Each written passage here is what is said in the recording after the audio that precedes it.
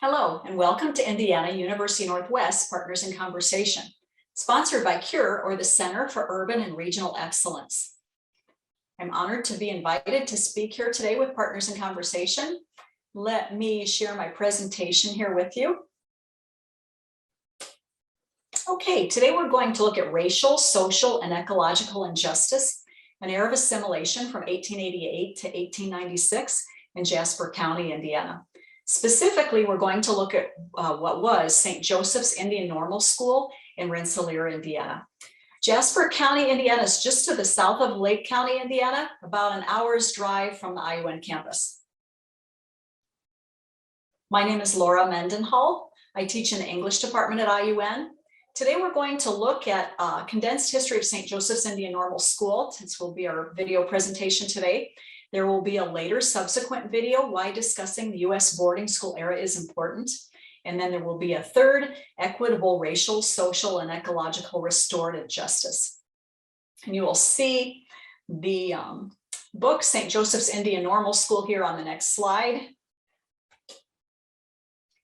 Okay, I published this in September of last year, 2021, 125 years to the day after St. Joseph's Indian Normal School closed its doors in 1896. St. Joe's was one of two off-reservation boarding schools in the state of Indiana. The other was White's Manual Labor Industrial Institute in Wabash, Indiana. That school was boys and girls, whereas St. Joe's was just boys. So the book sets St. Joe's in the context of the greater boarding school era in the U.S., which there were very many schools of assimilation during the boarding school era, the flagship school being Carlisle Indian Industrial Institute out in Carlisle, Pennsylvania. And I still continue to look at some of the connections between Carlisle and St. Joe's.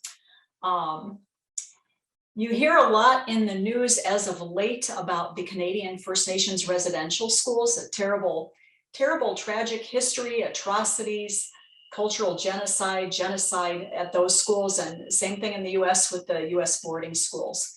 So the book sets St. Joe's in the context of that era.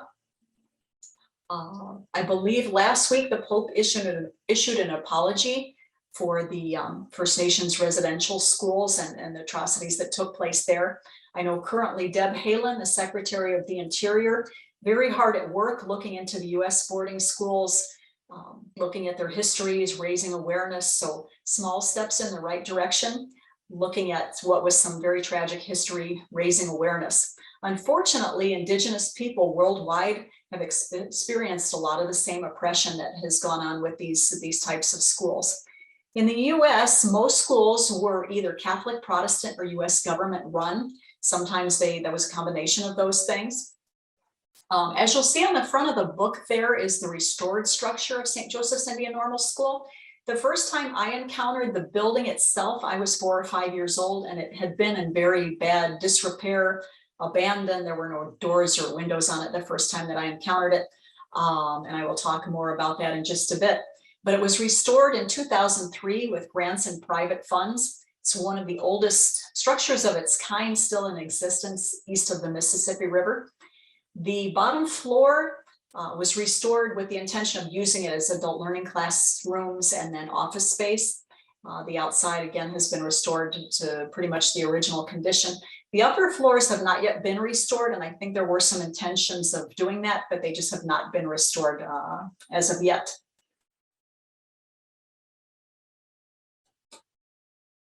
Okay, the first chapter of the book is my introduction.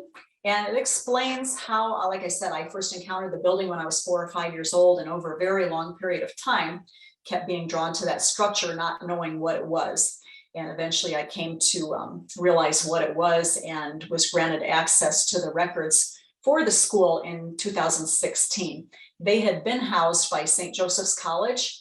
And initially, the boarding school was there prior to the college, and then the college later housed some of the records for that school. So I was able to get access to those in 2016. But in my K through 12 education, I never had any teachings that, to the best of my recollection of Native American or First Nations, really anything. Got some exposure to that, or had some exposure to that with class offerings by the time I got to the university level, which is where I became aware of Carlisle and eventually figured out what St. Joseph's had been, that it had been a boarding school. So, and there's a great gap in public education, sometimes even at the university level, teaching Native American studies, Indigenous rhetorics, looking at past histories, present, future, with that subject matter. Any Native American teachings that I had as a young person came from my paternal grandmother, who was a very strong environmental advocate. The other side of that family actually became involved historically in the draining of the Grand Kankakee Marsh, so I'll talk about that in a moment. So the first introductory chapter is a little bit about how I was drawn to that structure. The founders, St. Joe's was founded by Father Joseph Stephen. You'll see his picture there on the left. He was appointed as an Army chaplain by President Lincoln, later became an Indian agent in the Dakota Territories. He and someone named Bishop Martin Marty, the late 1800s, became acquainted with a young Miss Catherine Drexel, took her on a tour of the Dakota Territories and convinced her to fund St. Joseph's in Rensselaer, which she did, and she later became St. Catherine Drexel. So between Father Stephen, Martin Marty, and then St. Catherine, who became St. Catherine Drexel, was the initial startup for St. Joe's. And then later on, St. Joe's received some government funding and then some later funding from Catherine Drexel. So you'll see that in the book. The school was on what was the south edge of the Grand Kankakee Marsh at that time. And the land was undergoing profound changes during those same years from 1888 to 1896 that the school was in existence, with the marsh being drained for farmland, some industry. The Grand Kankakee Marsh had been the largest wetland in North America, working in tandem with the Everglades down in Florida. And if you're not familiar with it, excellent documentary called Everglades of the North that talks about the draining of the Grand Kankakee Marsh and then restoration efforts today to restore some of that wetland, to restore some balance. A lot of groups involved in doing that, many involving Native American people and under Native American guidance, and some of that is in the documentary. So some exciting things happening with restoration. Some of those groups I'm involved with as well, and some just wonderful people really looking at restoration of the environment, particularly trying to bring in some of those Native American voices that should have been heeded. So the students that went to St. Joe's came from 4 different tribal nations. There were some inklings in the records of additional tribes, but it may be because some of the boys had dual identity with one tribe and another. Those names, the names I was able to gather, went to the tribal historic preservation offices of the respective tribes, so those are not in the book. Related epilogue, you will see in the book talks about that restoration, looking at racial, social, and ecological restorative justice, kind of looking to our past to foster better things in the future.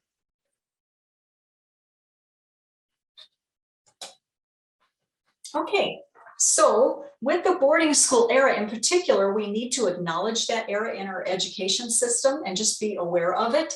Very tragic, shameful part of US history, but hopefully we can learn from the past, realize that these are Native American lands.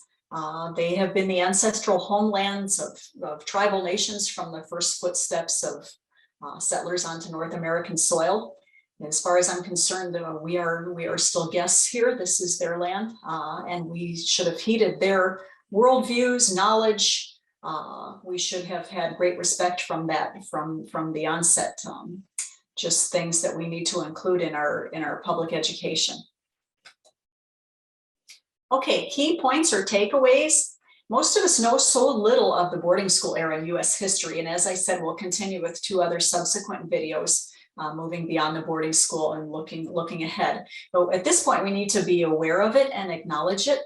I will have an upcoming course that will feature the book at the onset, looking at the boarding school era, those 8 years, 1888 to 1896, and then moving forward. The book and the course plan is based on what was my doctoral dissertation, completed in 2019.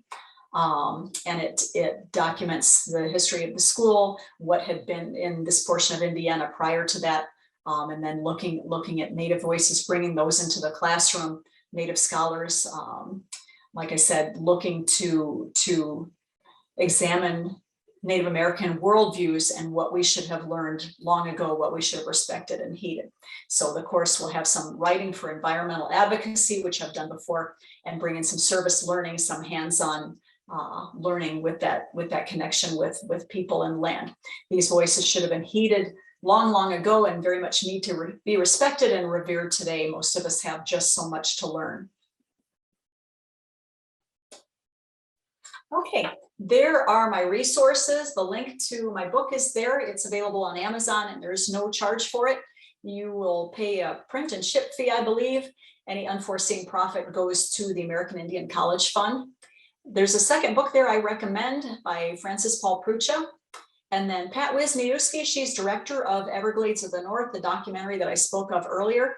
Also Jeff Manis, I believe some of you may know him, was involved in the making of that film, several other people as well, but Pat Wisniewski's an IUN graduate, so yay for Pat Wisniewski. Wonderful documentary. Okay, so you also saw on one of those slides there were some bison, and that's kind of highlights some of the restoration going on in Northwest Indiana right now with wetlands and original ecosystems. So some wonderful efforts going on under guidance of Native American voices and perspectives, I believe in that case with the Lakota, bringing bison back into Northwest Indiana. And they, I don't think, have been here since the 1830s, 1850s.